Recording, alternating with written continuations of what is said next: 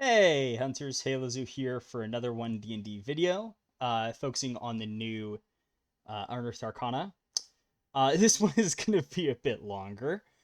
Uh, so this is about the new Bastion System, or quote-unquote new, as I'd actually say it's kind of a return of the old idea that various characters would get this, like, stronghold or fortress that you would just have when you reached late levels. Except this one is much better executed, in my opinion, overall, and available much earlier. So basically, it's a completely optional part of the game that can be used, and it is character specific. So basically, at level 5, you get a Bastion, and you get various bonuses for it. So you have a Bastion, and each player can opt in or out of having their own Bastion. You can also combine them if you wanted to. Though if they are combined, they are effectively treated as separate, so to speak. So each player gets their own quote unquote separate Bastion with their own separate facilities and hirelings and defenders. But the different uh, players, it's kind of like it's treated as separate even if they're built together.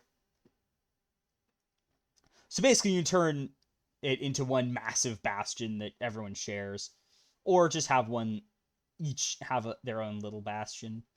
Bastions also have their turns, and basically every 7 days is kind of supposed to be a turn, is how it's designed to work at a base. Though the DM can, of course, alter it as needed. You also get more facilities as you level up. So you'll start with 2 special facilities. You get an additional 2 at 9, and then 1 extra facility at 13 and 17. I do think that maybe it should just be you get 2 extra facilities every level. You get facilities, just to make it where it doesn't slow down massively at the end, but I don't know. But basically, the Bastion turn, uh, there's various ways it can work. So, like, you're on a long journey away, but, maybe you've been 7 days, and you've been away for 7 days. Bastion turn happens, and it's just maintain order. Uh,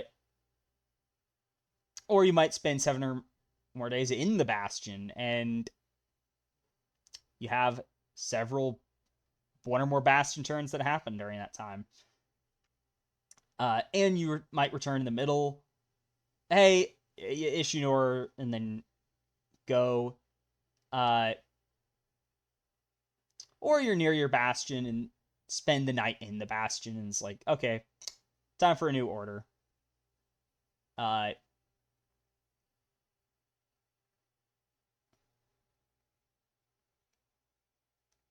and it's suggested that it should be 6 to 8 Bastion turns per level, roughly. Uh, if they level up very fast, might not get the full benefit of Bastions. But if they're spending a lot of time between adventures, having it spaced out would be wise to make sure it's not overpowered, as there's various stuff. For one, there's the Bastion points, which is just a new resource that exists purely within the abstract concept of the Bastions and stuff. And you can use it on magic items and a few other special things. So they're not anything specific either. It's just a resource. Each facility has its own ways to accrue Bastion points for the most part. Though the maintain generates 1d4 Bastion points per facility. So basically, if you don't have any orders, you still get Bastion points. But you can trade in Bastion points for various items, which this might be a bit expensive at times, because basically every time you gain a level, you can spend Bastion points on a magic item. So if you get a bunch, then you can get like a legendary item. But the thing is, you only get like 1 dice of Bastion points per facility, so it's kind of hard to get up to the 700, which like, then again, you do keep Bastion points between levels, so you could save up to get that legendary at level 17, but I don't know, it might need to be tuned up a bit, but we'll see. And also you can spend 25 gold pieces when issuing a Bastion order to a specific facility, and you can basically roll the die twice for the facility. Also, past level 20, each time you get a bonus feat, you can get a magic item with Bastion points. Also, there are a few other ways to get to use Bastion points. So, on gaining level, you can spend 10 Bastion points to get advantage on all charisma checks for 7 days while in 50 miles of the Bastion. Probably the worst option, but I can see some niche cases that you'll use it, and then when you die, you can spend 100 Bastion points to be brought back to life in their Bastion at the next dawn. And you can't use it again until you gain a level, so that one is pretty darn good. I'll say that much. Where it's like, yeah, you can just bring your character back to life easily without relying on a cleric. Granted, it's at the next dawn in your Bastion for 100 Bastion points, but I can imagine this occasionally gets used as, oh yeah, this will come in handy. Though I will point out, this actually ignores if your body is actually recoverable, which might be a bit of a technical issue in some cases, but it's nice to have as a kind of safety net to prevent losing a character. So, of course, you've got Bastion facilities. When you first get it, you get 2 basic facilities for free and 2 special facilities. And each one can be cramped, roomy, or vast. So a cramped facility is 4 squares of terrain. And you can actually create a whole Bastion map with us too, which is really cool. But you got a cramped room for 4 squares, a roomy room for 16 squares, and a vast room for 36. So, of course, you can have closets, doors, and windows, corridors, ramps, and staircases, all for free. This also includes secret doors. But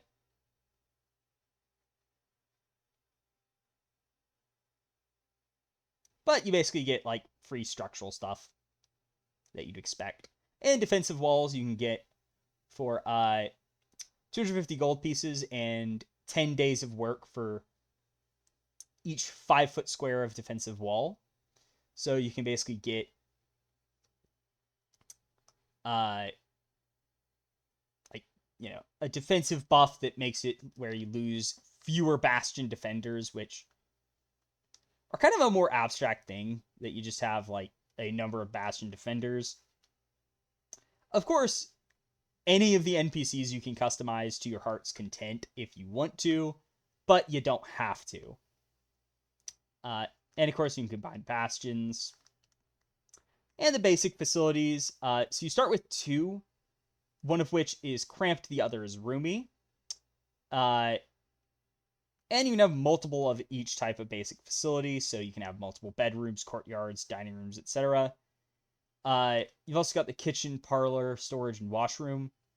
They don't really have any rules associated with them, which I would say it would be nice if they had some actual, like, rules associated to them. Or at least some amount of, oh, hey, you can do this with the room. Granted, some are obvious, like, you can make food in the kitchen easily enough. A dining room is a nice place to, sit down and have a meal or talk about stuff.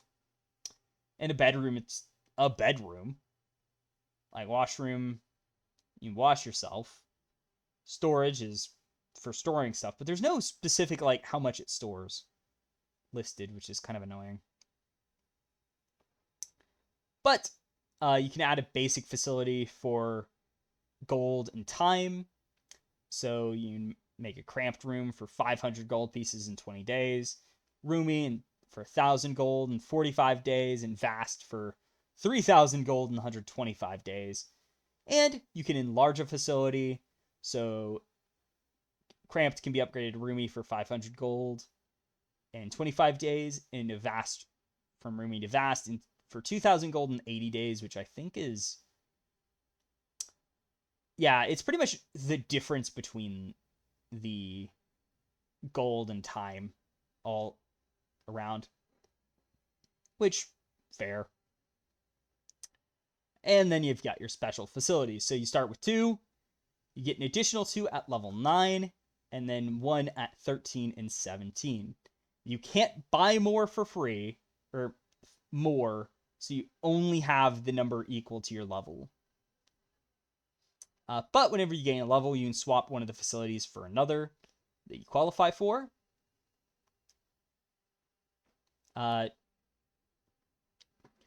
So you have to have a certain level for each facility, and some other stuff might be required as well. The space is the same as facility space. So if it's cramped, it's 4 squares, roomy at 16, vast is 36. And it has hirelings. Now, before you go like, oh gosh, the hirelings are returning? Not really. As it specifically says, if you have a special facility, the hirelings generate enough income to pay for them. So it's like, you don't have to worry about paying them at all. That's not a thing. You get them for free, and they basically pay for themselves. And of course, you got your Bastion orders. So you can craft, empower, harvest, maintain, recruit, research, or trade. So maintain, it's given to all facilities at once, rather than just each one gets its own order. If you maintain, all of them maintain, and you can't do anything else. If you do any of these, you can't maintain, basically. But you gain 1d4 Bastion points for each special facility in the Bastion. And you roll a Bastion event. So it's resolved before the next Bastion turn. So something happens. And also, it only happens if you maintain, so if you keep it busy, then you don't have to worry about stuff happening. Though I think your DM can separately trigger Bastion events at various points if they want to. But you can also craft, harvest, and research yourself. But the rest of it, it's kind of like, it depends on what the facility is for what you get. But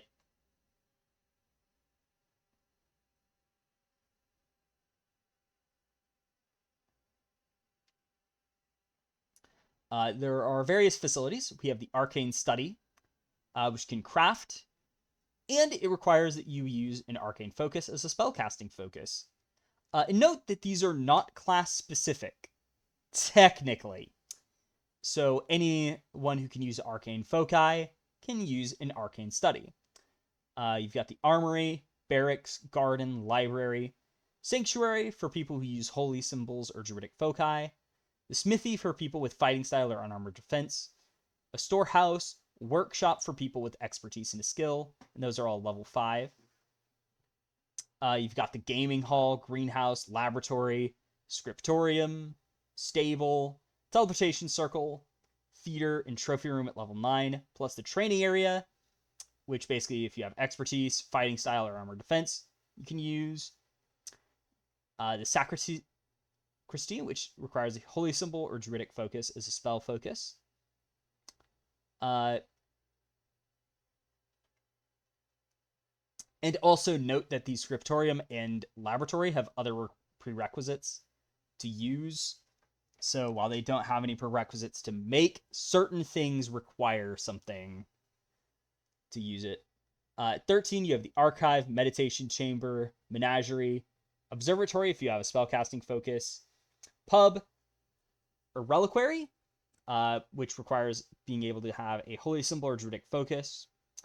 And then at 17, you have the demiplane if you have an arcane focus, the guild hall if you have expertise, sanctum if you can use holy symbols or the druidic focus, and the war room if you have fighting style or armored defense.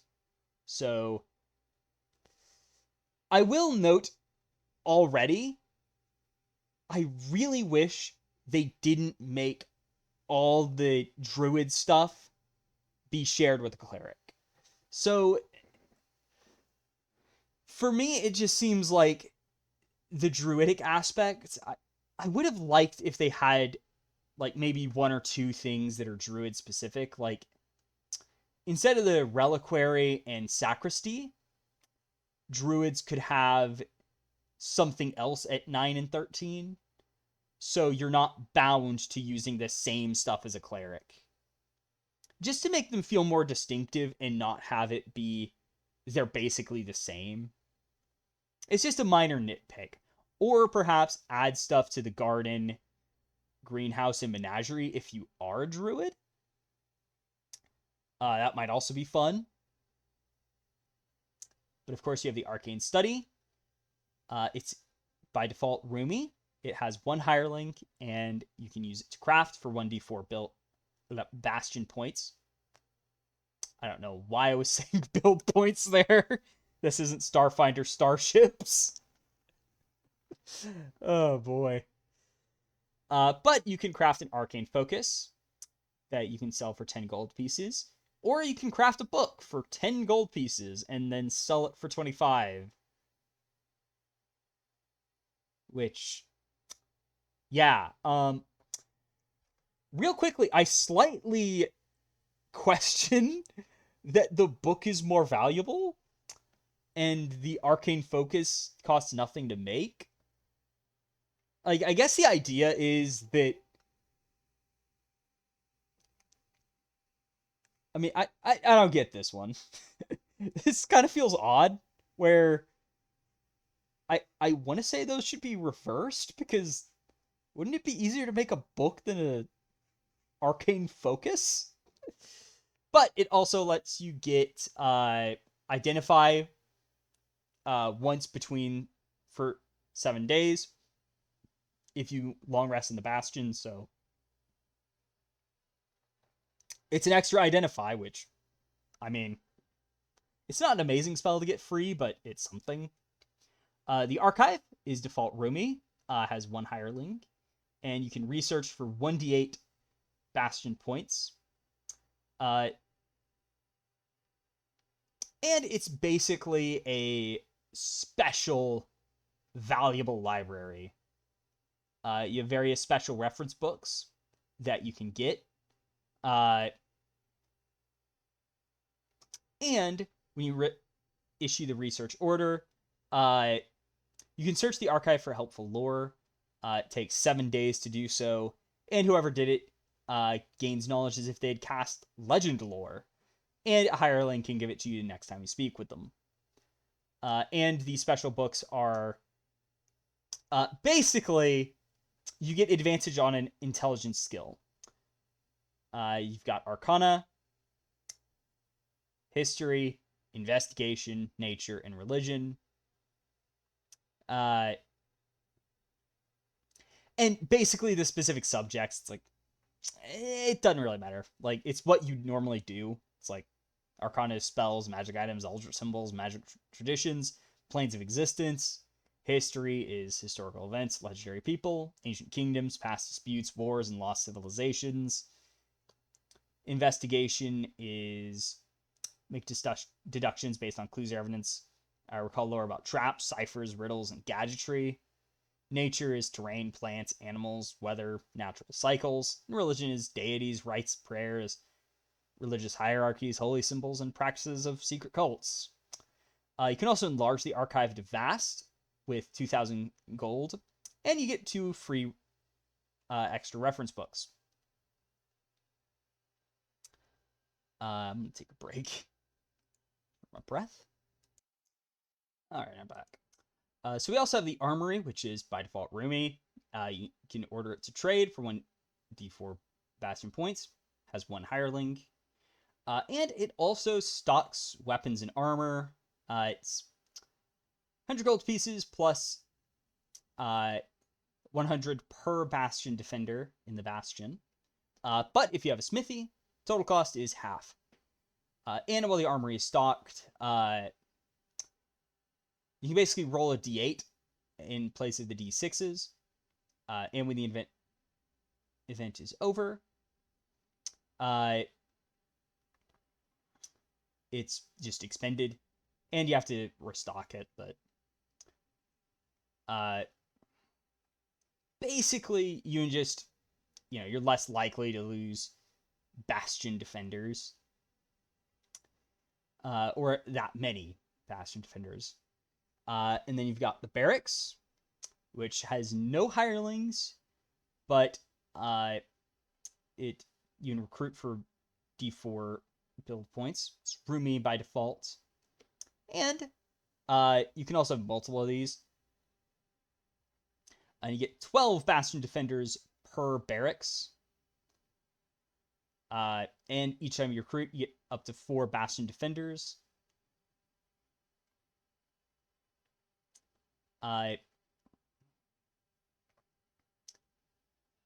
So you can also enlarge the barracks for 2,000 gold pieces, and it can accommodate up to 25 Bastion defenders. I will say I don't know if this should be a special facility, because it feels like that should be a basic one that you always have. And also I'll say that the bedroom should also be something that you just get for free rather than have to choose it. Because it kind of feels like right now, why wouldn't you choose to have a bedroom? It just seems obvious. And then there's the demi-plane. It's vast by default, though it's kind of a weird one. It also has the Empower command for D10 Bastion points. But basically, a shadowy door appears in a surface in the Bastion at a location of your choice. And you can relocate it as you see fit. It's large enough to allow medium creatures to pass through it unhindered. Only you and the Bastion's hirelings can open it, though I would assume it also would be available to Bastion defenders. Though I don't know if they're considered hirelings off the top of my head. Only just came out, so I don't know entirely about it. But it leads to a demi-plane that takes the form of a room made of otherworldly materials, as resilient as stone. And it's in an extra-dimensional space. And it's not physically attached to other locations in the Bastion. And the demi-plane and its door cannot be dispelled. And when you issue the Empower order to the facility, magical runes appear on its walls, floor, and ceiling. Last for 7 days. Until they disappear, you gain temporary hit points equal to 5 times your level after spending an entire long rest in the demi-plane. So basically, you can get a lot of temp HP if you use it. And you can also fabricate stuff. So basically, once per long rest, you can use an action to make a non-magical object within the demi-plane. It does appear you can take it outside of the demi-plane, but honestly, I mean, that's fine. Like, who cares if you can just fabricate matter? It's 17th level, so it's not busted. And the demi-plane is scry-proof. So, yeah.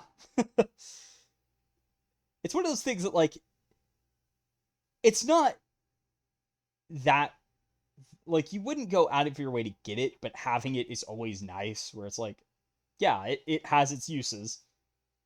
The gaming hall is vast by default, has 4 hirelings, and it lets you, quote-unquote, trade. So, basically, it has various recreational activities, and when you issue the trade order, the hirelings basically have it as a gambling den for 7 days, and at the end of the 7th day, roll D100 to determine your house winnings. So, yeah. It's a good way to make money, or at least it's a way to make money, which is part of why it's limited to level 9.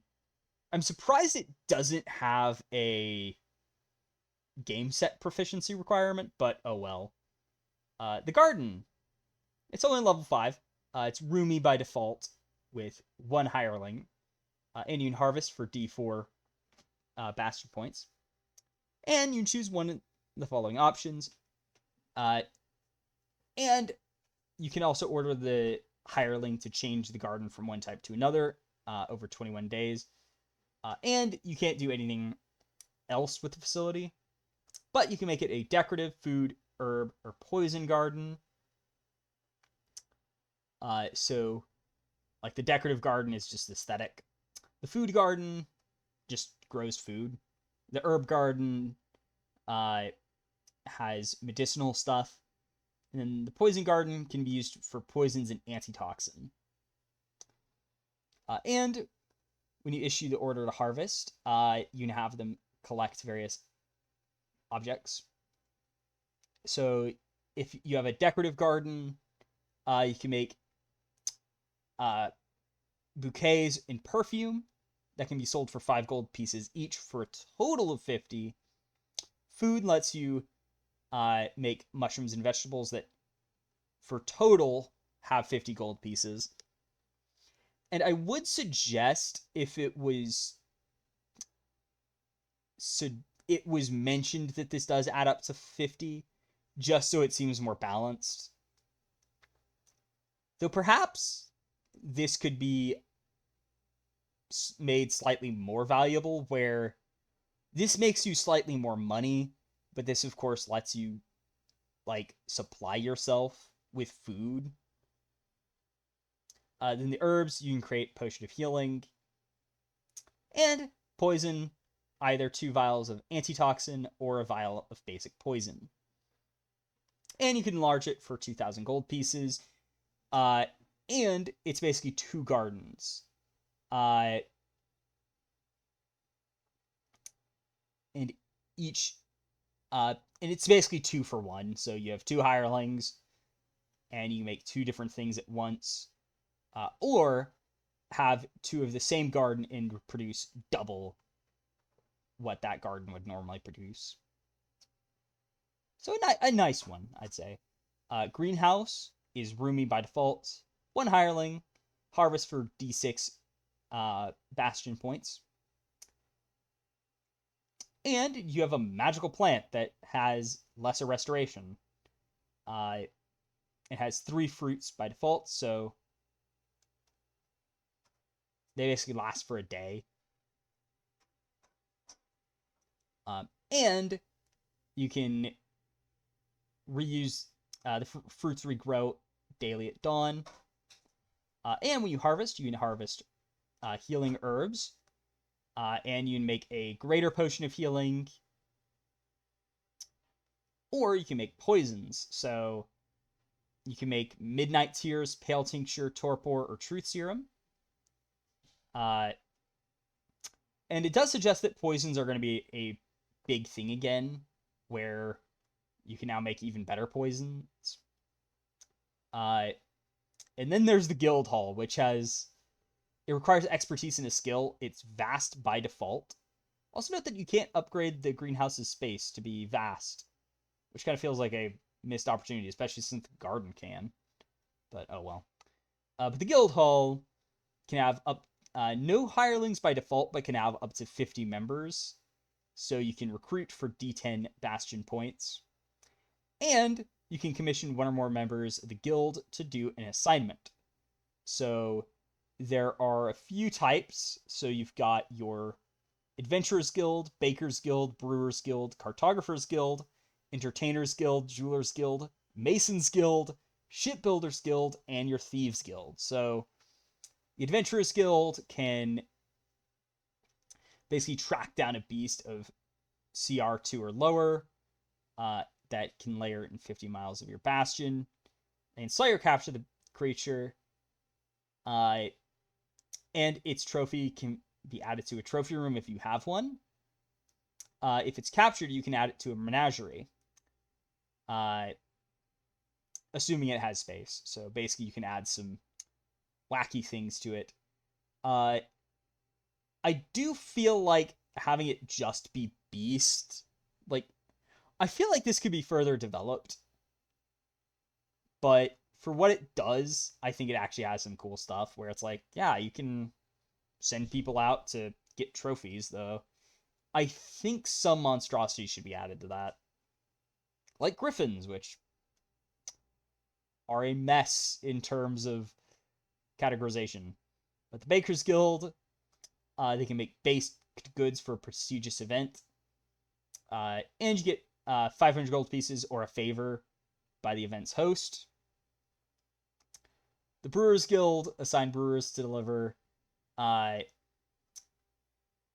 40-gallon barrels, and you can sell them for 10 gold apiece. Cartographers Guild, you can assign cartographers to draw a map for you. You can also pay 500 gold to procure a map of a known adventure location and deliver them to you, assuming it exists. So basically, you can get maps. It doesn't allow you to make money off it, but so at 17th level, I don't know how much you need, like, random maps, but well. Entertainers Guild, we're actually gonna get to that one later, because that's gonna be a funny one. The Jewelers Guild, you can pay, like, you make up to 1,000 gold off of it, but you have to pay half the cost. So basically, you can pay 500 to get net 500. So it's kind of a weird one, but basically think of it as a way to make 500 gold pieces.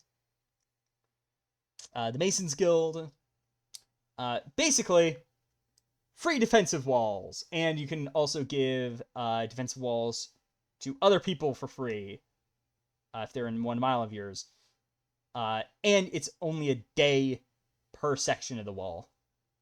Shipbuilders Guild, you can have ships built quickly.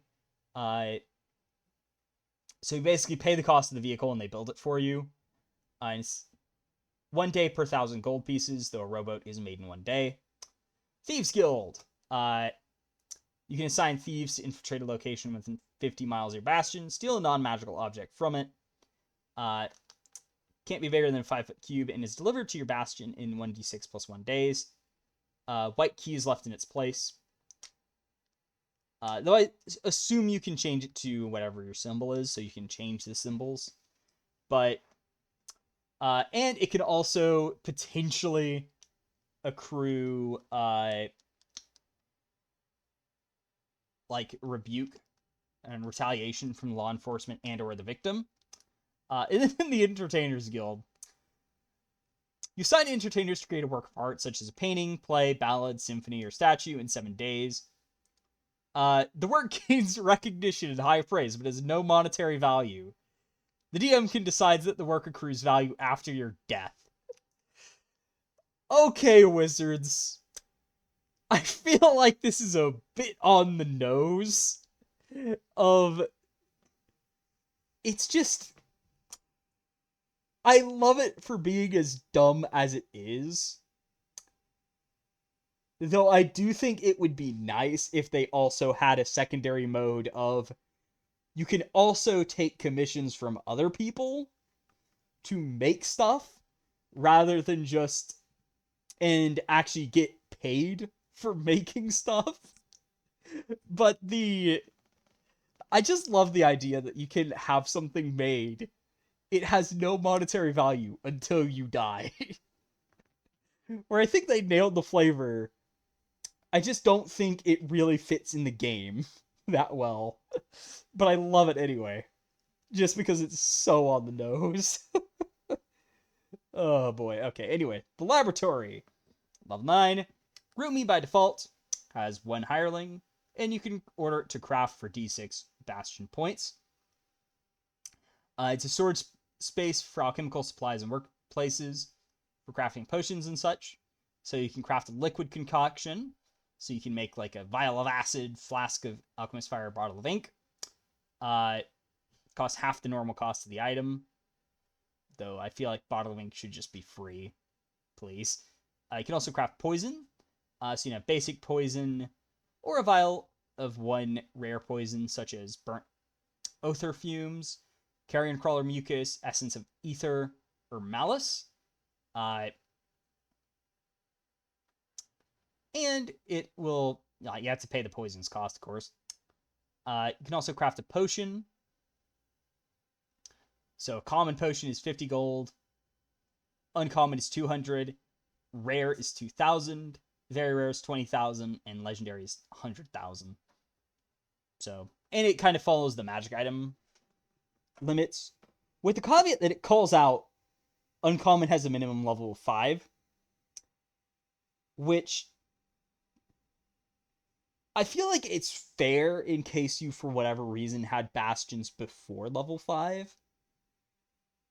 So, yeah.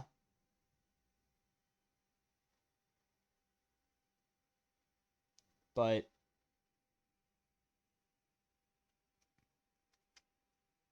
then you've got the library. Roomy by default. 1 hireling. And you can research for 1d4 Bastion points. It has a bunch of books. And when you issue the research order, the hireling can research a topic. It can be a legend, whatever. And you can get 3 accurate pieces of information about the topic that were previously unknown to you. So basically, you can get free knowledge. The meditation chamber, it's cramped. Like, preset, it's always cramped. No hirelings, but it can have the Empower order for 1d8 Bastion points. So, basically, and when you issue the Empower order, you can let all your Bastion's hirelings to use it to gain inner peace. Also, you can use Fortify Self.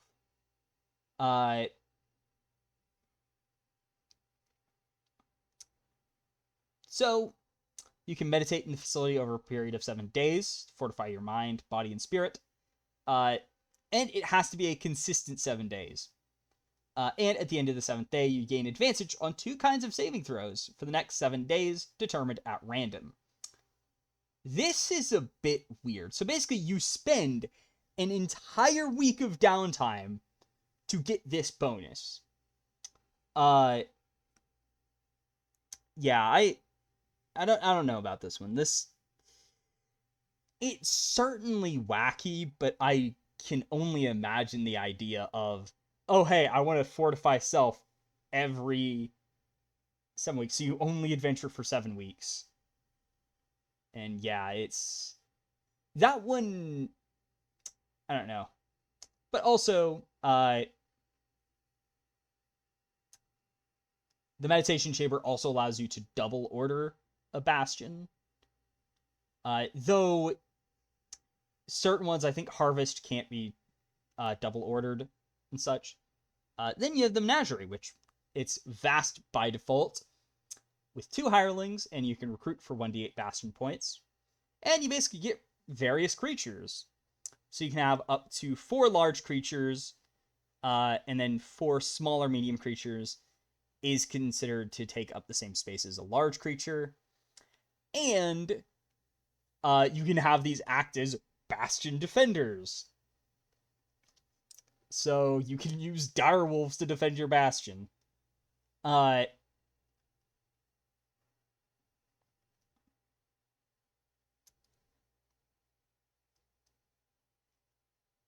So yeah, you can get like apes, black bears, brown bears, constrictor snakes, crocodiles, direwolves, giant scorpions, giant vultures, hyenas, jackals, lions, owlbears, panthers, and tigers as part of the menagerie.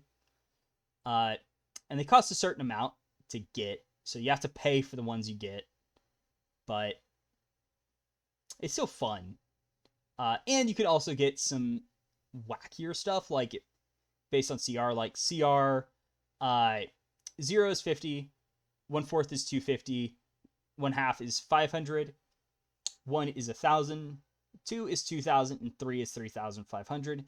And it can be any beast or certain monstrosities. A good example would probably be griffins, because, of course, I would say owlbears, but they're already on the list, so yes. But basically, the menagerie is kind of a zoo that lets you get some extra Bastion defenders that are kind of exotic. Then you've got the observatory for anyone with a spellcasting focus, so it's any caster. Roomy by default, 1 hireling. You can empower for 1d8 Bastion points. And basically, whenever you spend an entire long rest in the observatory, you can cast Contact Other Plane once within the next 7 days without expending a spell slot.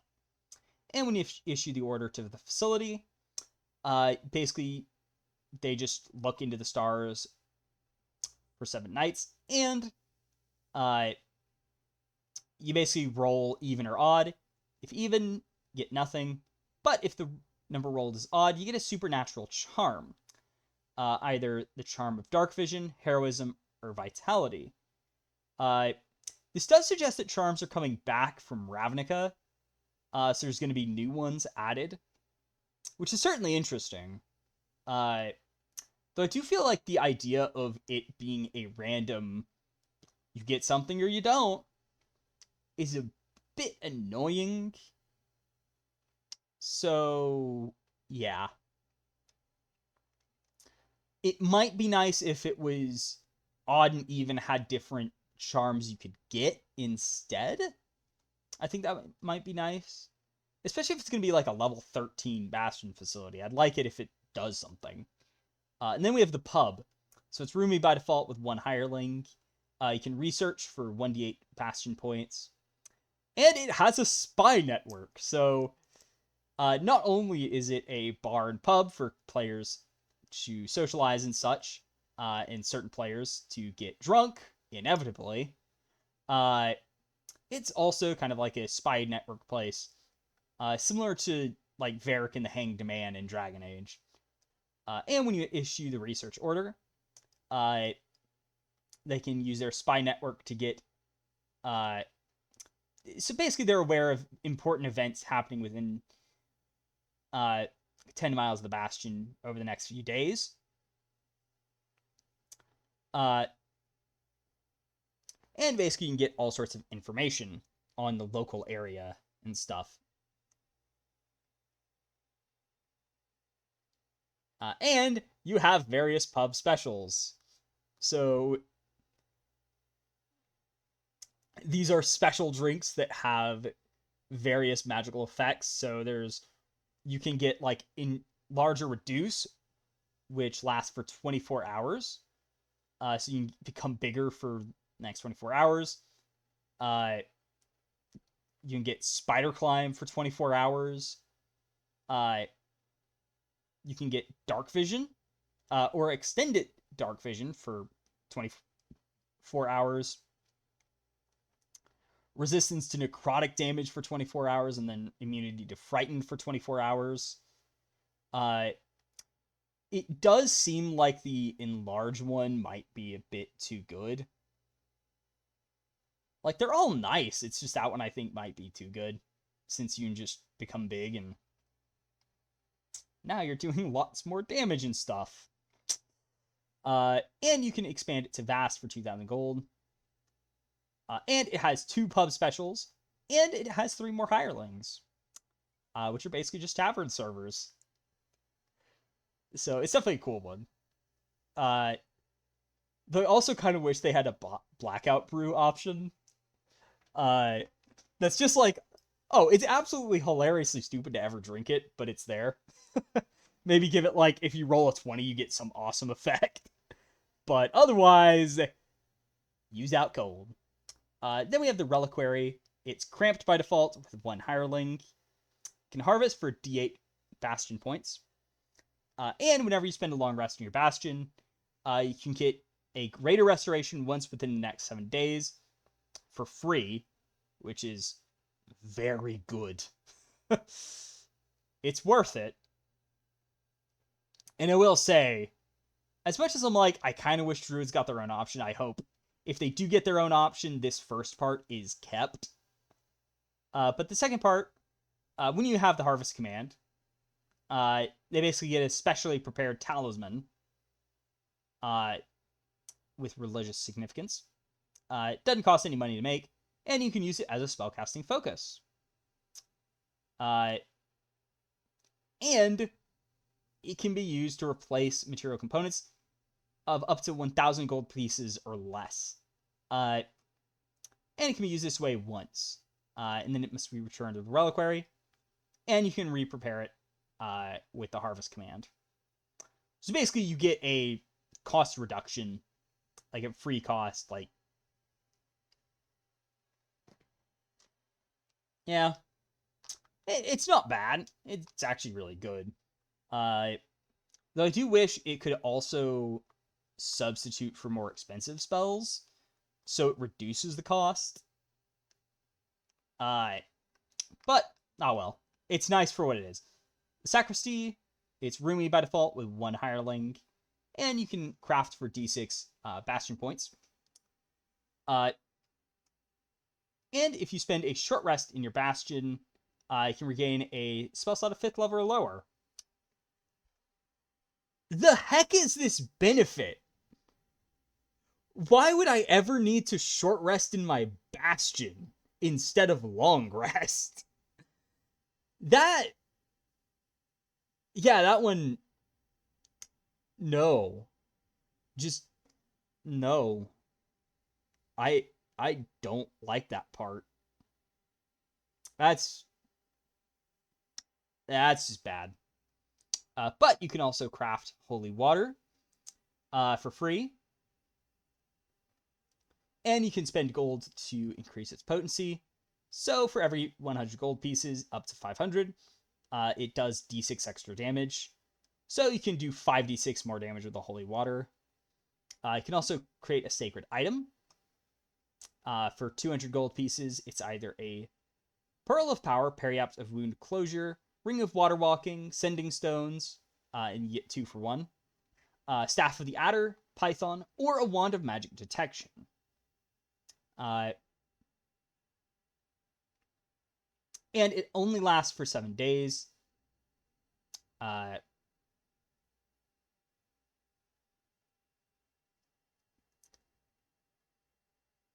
So basically you take 7 days to get 7 days worth of a magic item.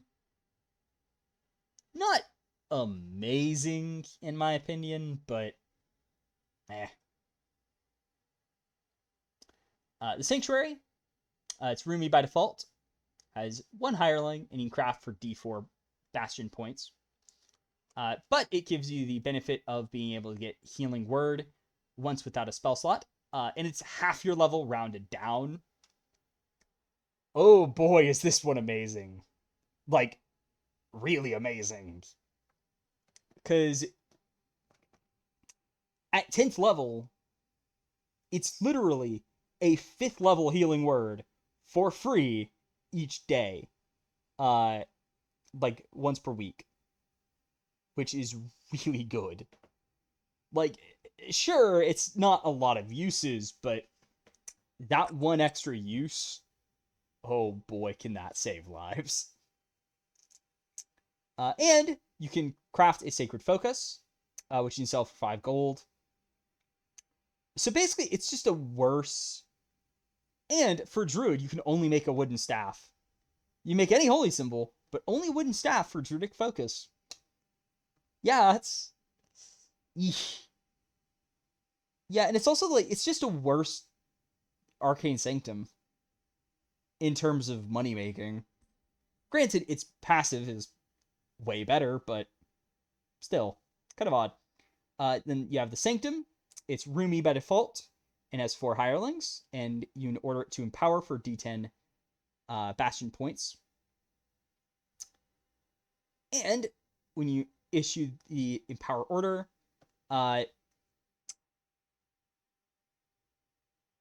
you just do daily rights that benefit a player character. And whenever they do, and basically you choose a beneficiary. Each long rest, they gain temporary points equal to your level. It lasts for 7 days, so basically it lets you redo it constantly. This is definitely powerful. And whenever you spend a long rest in your Bastion, you get 1 heal for free for the next 7 days, so that's also really powerful. Being able to just max heal someone. Yeah, that's good. And you can cast Word of Recall. And when you do, you can use the Sanctum as the destination instead. And when you use it this way, 1 creature of your choice gets the benefit of the heal spell. So yeah, Word of Recall, massively buffed by this. It's just like, oh yeah, we're going back home. You're getting a heal immediately so you don't die. We're safe.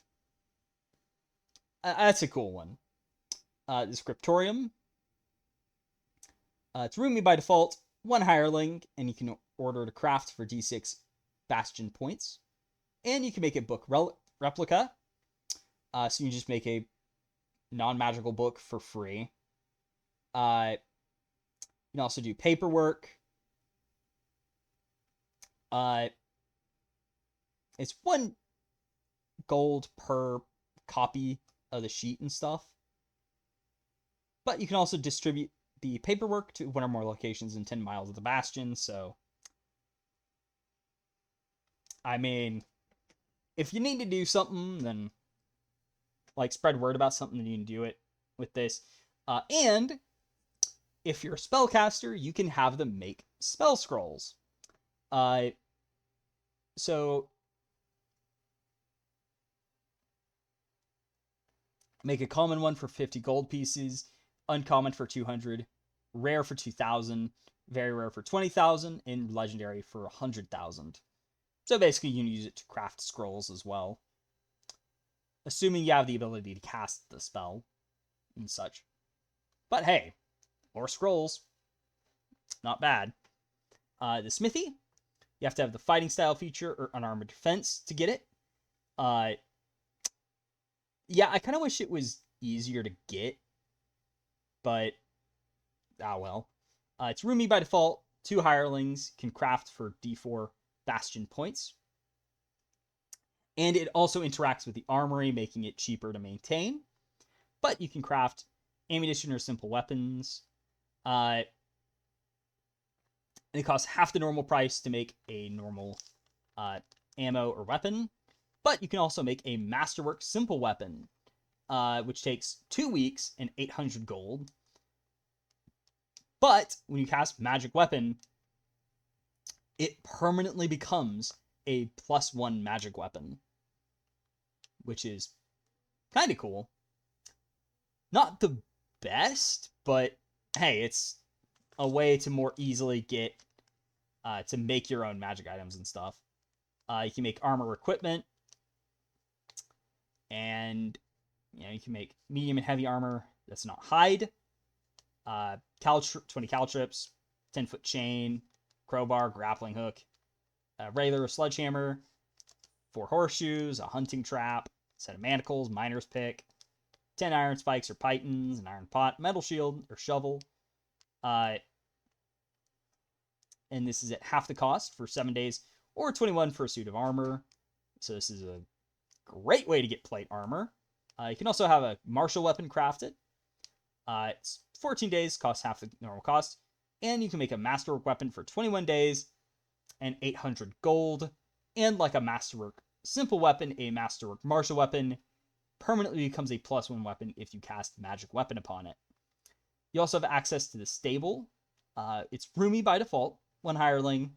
You can trade for d6 bastion points, which just shuffles around the horses and such. And it comes with a riding horse and 2 ponies or mules. You can also get a camel instead of the riding horse. And it can house up to 3 large animals. And 2 medium creatures occupy the same space as a large one.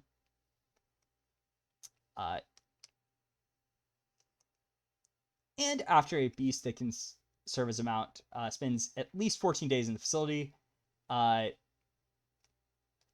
it's basically easier to do animal handling on it, as anyone has advantage on it. And when you issue the trade order, then buy and sell 1 or more mounts at normal cost, keeping the ones you buy in your stable. So basically you can just trade them.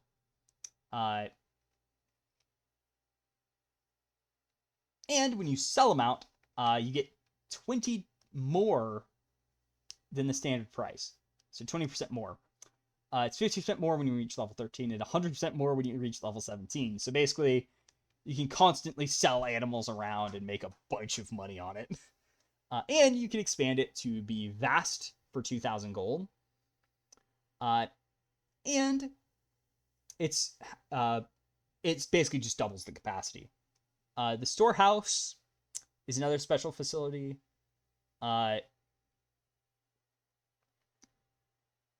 Actually, I think this is the only one that does have special rules. But I'm going to be back in a moment. All right, I'm back. I also, real quickly, double-checked. The storehouse is actually separate to the storage basic facility, so that's kind of weird, but oh well. So the storage house has 1 hireling, can trade for D4 bastion points, and is roomy by default. You basically store trade goods here.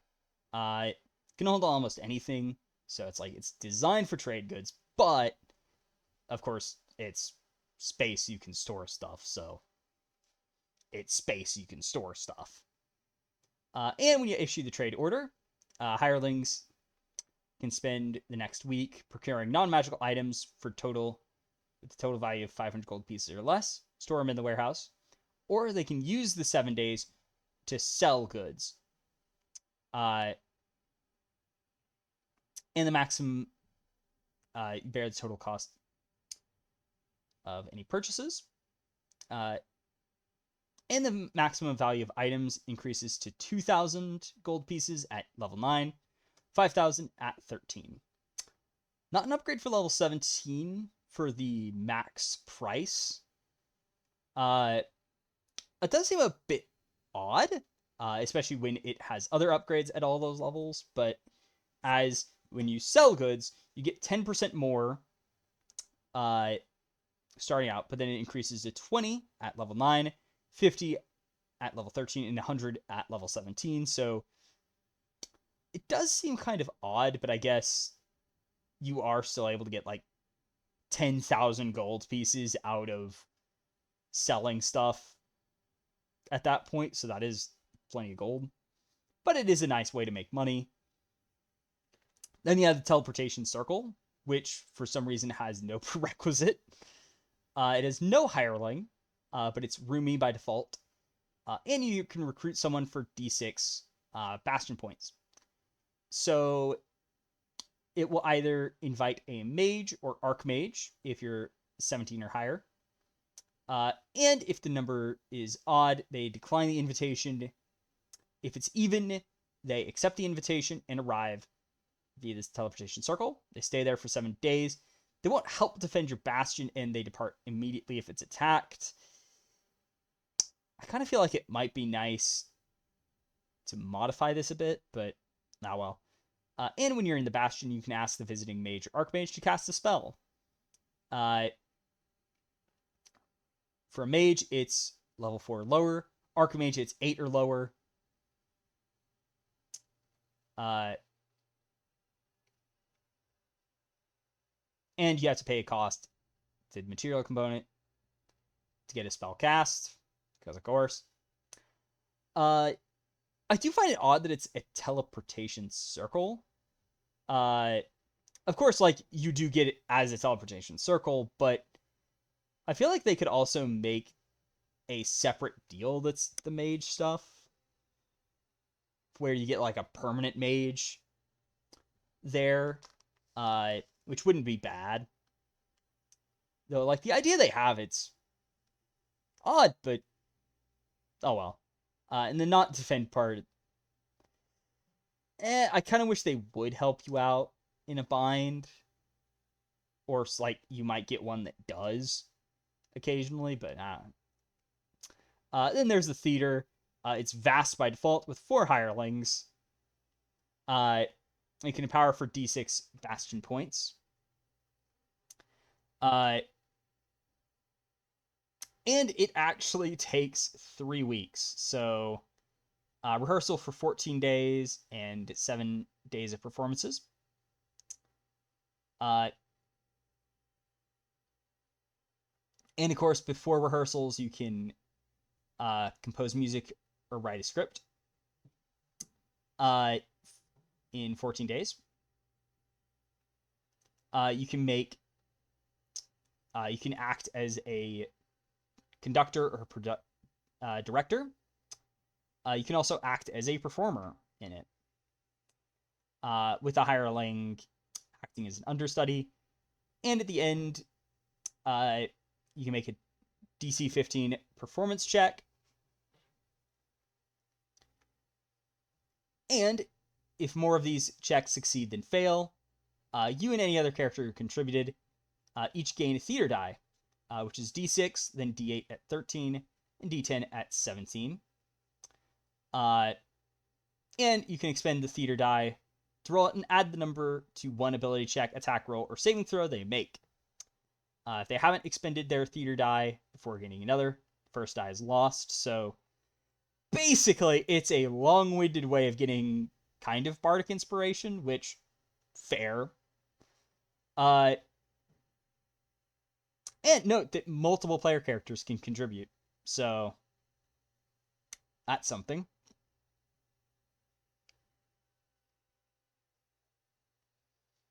And then the training area for level 9.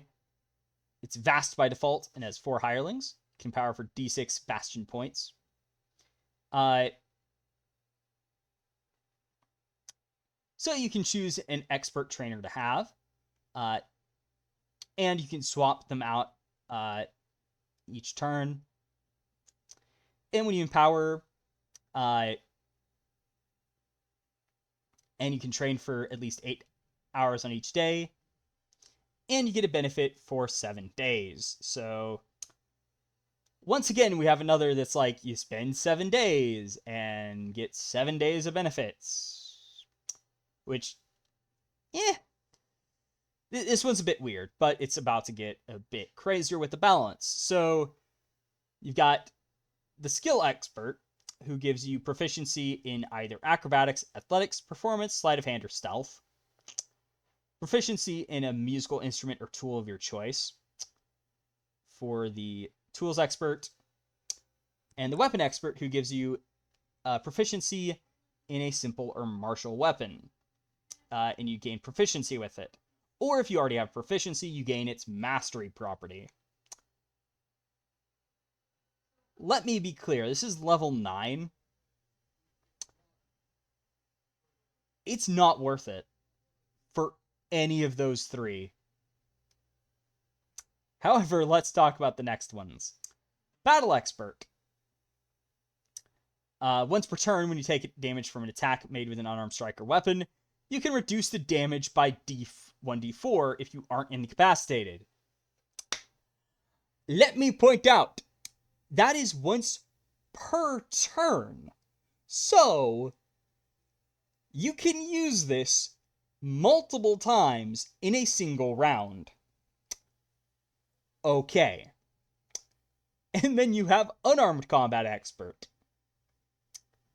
where, whenever you use an unarmed strike to damage a target, you deal 1d4 extra damage on hit. Yeah, those are both very powerful. And let's not forget that the Monk and Brawler Fighter can absolutely abuse this, because once again, it's not once per round. And this one isn't even once per turn. It's just, oh yeah, anytime you hit with an unarmed attack, d4 damage. It is absurd what these do in comparison to anything else. These probably need to be reined in a bit, where it's once per round for each. While the other three get buffed to be actually worth ever using, because nobody's using these at all. So yeah, it just feels like it's a bit underdeveloped and needs a lot more work, but the idea is cool. It just needs more work, where it's not, the proficiency stuff is instead expertise, where it's like you get expert. And the weapon one probably can be the proficiency and mastery with it, as a way to get like extra masteries and proficiencies that you wouldn't normally have, especially when it, and it would also partly depend on what like the mastery system's like, or maybe even have it give a weapon that you already have proficiency and master with, a different mastery it can apply for. And before you say, oh, what about fighter? Aren't they supposed to be the ones doing it? Fighters can also use it, and it allows anyone to use it at a more inconvenient method. The trophy room has one hireling, can research for d6 bastion points. And it's just basically you keep various treasures and trinkets and stuff. And the hireling can research a topic of your choice. And it just, they can research stuff. And it basically functions as a library does. Like, it's just kind of like the library, but it has other stuff it can do, which is weird, but okay. And you also have the trinket trophy. And basically you can just commission the hireling to look for a trinket that might be of use.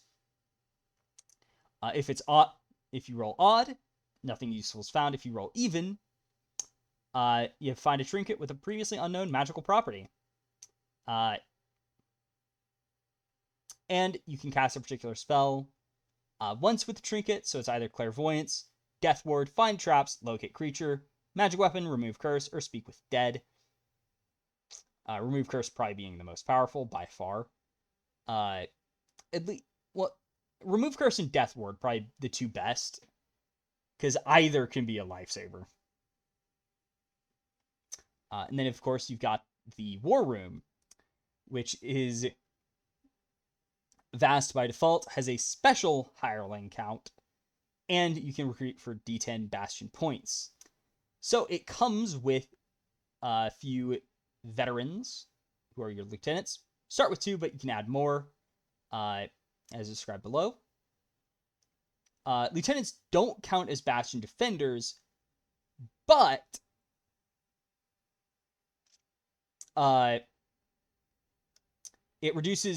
each lieutenant reduces the dice you roll for Bastion defenders lost by 1. And when you recruit, you can gain a new lieutenant. So you can have up to 10 at a time. And then you can also recruit soldiers. So for each lieutenant, you can have 100 guards. You can also get riding horses, but you only get 20 guards if they're mounted. And it costs 1 gold piece a day to feed each guard and each horse in your army. So horses are actually cheaper because you only have to deal with 40 people instead of 100. But the army can be led by you or a lieutenant, or else they disband. And they also disband if they go a day without being fed. But yeah, you can just, at 17th level, you just get an army. You can get like 1,010 people for your army and just march to war on people. Which definitely, it's going to be a weird one to use, but I can see players using it just to kind of get that, oh yeah, we're going to march to war. Then last but not least, you got the workshop. It's roomy by default, has 2 hirelings, and you can craft for D4 Bastion points. And you can spend a short rest in the workshop and gain heroic advantage. Once again, who the heck is going to ever short rest in your Bastion? Like, at least this one, it actually has some amount of use where you can gain heroic advantage to use, which it's good on anyone but your champion, who are stupid. I mean, I'll always hate champion, but the previous version in particular was just awful and disgusting. Oh boy. But when you issue the craft order, they can make a tiny non-magical object. Can be made using like any artisan tool type. And it doesn't cost anything if it's worth 10 gold or more. But if it is, then you pay half the item's cost. And I presume you can actually sell it for money. But that's all your facilities. So as for abandoning, the fall of a bastion or abandoning it,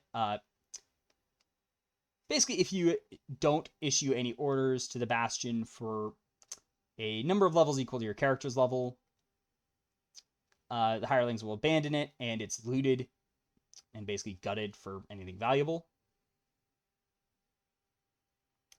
And if they return later, you can start a new bastion, building it amid the ruins of the old one. They can also give up their bastion, releasing their hirelings, and they'll just vacate it. It'll get looted, maybe even burned to the ground, and you can start a new bastion somewhere else, or at the same place, of course. And it's just, you start a new bastion. Or just don't. Up to you. And then there's Bastion events. So basically, anytime you issue the maintained order to the Bastion, or it gets done for you if you're not there, you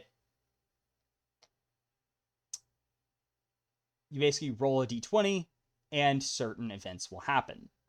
It's resolved immediately. And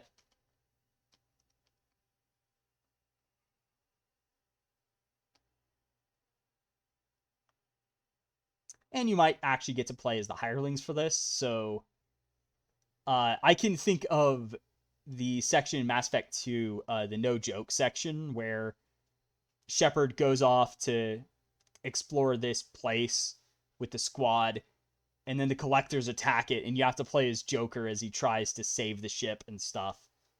And just barely makes it out of it.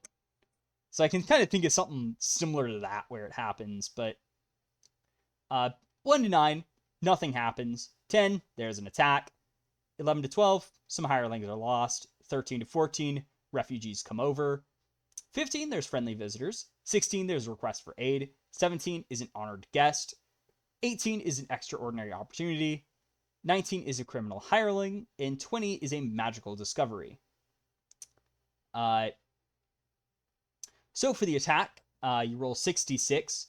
For each die that rolls a 1, a Bastion defender dies. And in addition, one of the Bastion's special facilities determined at random is damaged and forced to shut down. If a Bastion has no Bastion defenders, or if no Bastion defenders are left after the attack, a second special facility is also shut down, and it can't be reused until the next Bastion turn, and it generates no Bastion points when issued the maintain order, of course. There's also the criminal hiring. Basically, a Bastion hireling has a criminal path that comes to light. As someone tries to arrest them, you can retain the hireling by paying a bribe of 1d6 times 100 gold pieces. Otherwise, the hireling is arrested and taken away. If this loss leaves one of your facilities without naming your hirelings, that facility can't be used on your next Bastion turn. And the hireling's then replaced for free. Extraordinary opportunity. Gain an extra 2d4 Bastion points if you spend 500 gold pieces to host a festival or some other big event. So basically, you can get a bunch of extra Bastion points for 500 gold. Friendly visitors. Like some people come by and use one of your facilities. They'll pay you d6 times 100 gold pieces for the brief use of the facility. An honored guest can come, which it's either, and it's a d4. So one renowned guest is grateful to stay, and gives you a letter of recommendation that can be used to perform, to get someone important to perform a service for you for free. 2, the guest requests sanctuary while avoiding persecution for their beliefs or crimes, and they leave the Bastion before the next turn, but give you d6 times 100 gold pieces. Guests are friendly mercenaries, giving you 4 free Bastion defenders. And then 4, the guest is a dragon or some other flying monster that perches atop your Bastion until the next Bastion turn, unless killed or driven off. It's indifferent towards others, but it turns hostile if it's threatened or attacked. You might be able to bribe the creature not to leave on your next Bastion turn, and work with the DM to consider what's a worthy bribe for it. So you might just randomly get a dragon that just sets up shop. Lost hirelings. One of your Bastion's special facilities at random loses its hirelings. Cause of departure is up to you. And it can't be used again on your next Bastion turn, but they are replaced at that point for free. Magical discovery. Hirelings accidentally discover or create an uncommon magic item of your choice. Can't be a suit of armor, shield, or weapon. And its magic is temporary, so its properties start to function when you claim the item and last until the start of your next Bastion turn, after which it is destroyed. So basically you get a temporary magic item. And refugees. A group of 2d4 refugees fleeing from something seek refuge. If you have a basic facility large enough to house them, they just camp right outside the Bastion, and they offer you 1d6 times 100 gold pieces as payment for your hospitality and protection. Stay until you find them a new home, or hostile forces attack your Bastion, in which case they just leave again. Then there's also requests for aid. If you choose to help, you can dispatch one or more Bastion defenders, rolling a d6 for each Bastion defender you send. If these die rolls total 10 or higher, problem is solved, and you earned a reward of d6 times 100 gold pieces. If the roll is less than 10, problem is still solved, but the reward is halved, so effectively d6 times 50 gold pieces. And one of your Bastion defenders is killed. So, yeah, overall, I think it's certainly an interesting system with the Bastions. I think some of the facilities need some reworking to be worth their level, and also give stuff that's, actually worth it. I also wouldn't mind if there was an easier way to get more special facilities outside of just, oh yeah, you're limited to these 6, and that's all you're getting forever. Have fun. Beyond just having oh, hey, we're going to have multiple players make a shared Bastion, uh, and basically just get one massive Bastion with everything. So everyone can get the one place they want. But I mean, for a first pass though, I really enjoy this. I think it's a great addition to the game's rules where it's like, yeah, you can just casually have this whole uh like base of operations to use. So it's certainly a very good one, and I look forward to seeing where they take Bastions next. I don't know when we're gonna see it in the UAs again. Uh, Cantrips, I wouldn't be surprised if they return sooner rather than later.